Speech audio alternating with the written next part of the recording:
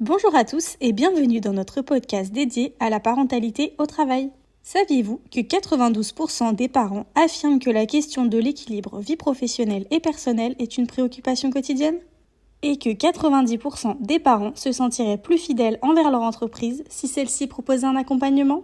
Se réconcilier avec ces différentes sphères de vie, professionnelle, personnelle, familiale et sociale, est un défi de taille pour de nombreux travailleurs. Face à cette réalité, les entreprises sont appelées à jouer un rôle actif dans la création d'un environnement de travail favorable à l'équilibre entre vie professionnelle et vie personnelle. Découvrez aujourd'hui comment les ateliers parentalité au travail offrent de nombreux bienfaits tant pour les collaborateurs que pour les entreprises.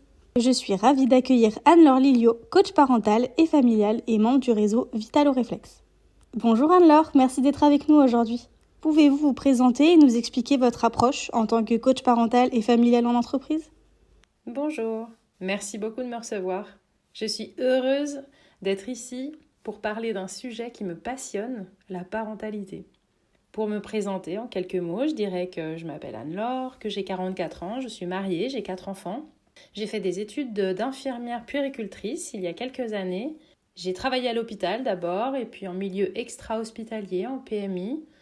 Et puis auprès beaucoup de parents, d'accompagnement à la parentalité, de plus en plus présent dans mon quotidien. Et j'ai décidé de monter un cabinet d'accompagnement parental en présentiel et en distanciel. Là, j'ai complètement quitté les soins techniques pour me concentrer sur l'accompagnement parental.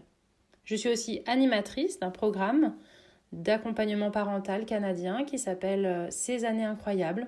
Et ma démarche en tant que coach parental, elle consiste à ne pas donner de conseils du tout. Et les conseils tout faits aux parents, j'y crois pas. Moi, je crois fermement que les conseils génériques sont souvent inefficaces et correspondent pas aux réalités vécues par chaque famille. Mon objectif, moi, c'est plutôt d'apporter de la clarté, de la confiance dans les compétences parentales de chacun. Je m'appuie d'abord sur les expériences et les défis que les parents rencontrent au quotidien et je travaille avec eux pour trouver des solutions adaptées à leur situation spécifique. En fait, j'adore mes interventions en entreprise. Je soutiens les parents qui travaillent, les aidant à concilier leur vie professionnelle et familiale de manière équilibrée et épanouissante. Pouvez-vous nous partager ce que vous proposez aux collaborateurs, peut-être un atelier type, en quoi cela apporte du bien-être aux collaborateurs ? Bien sûr, Manon, avec plaisir.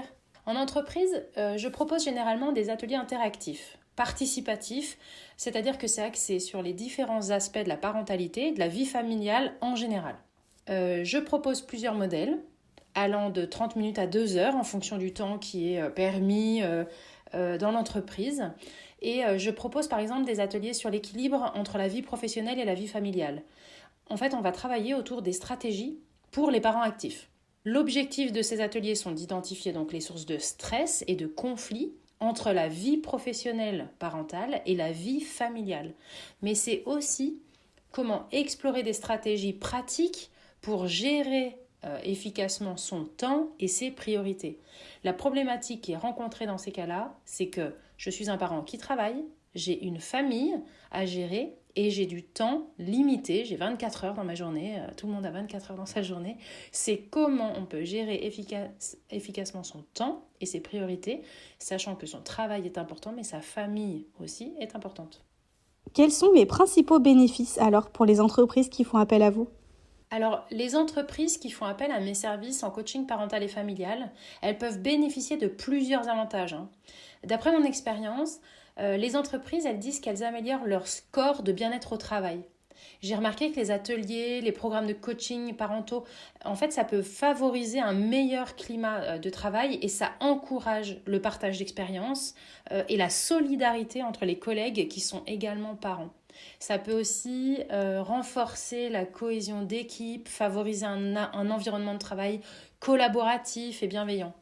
Pouvez-vous nous partager un exemple où l'intégration d'ateliers parentalité a eu un impact significatif sur, par exemple, la culture d'entreprise, la productivité des collaborateurs ou l'amélioration de la concentration ? Alors oui, je me souviens être intervenue dans une entreprise de services financiers, une grosse équipe. Des tensions ont commencé à émerger au sein de l'équipe en raison d'un stress lié aux exigences des projets, des pressions ressenties par les employés. Et l'entreprise a décidé d'organiser un atelier sur la parentalité et l'équilibre travail-vie personnelle. C'était ouvert à tous les membres de l'équipe. Donc, on avait défini des objectifs, c'était de fournir des outils pratiques pour gérer le stress, les responsabilités familiales.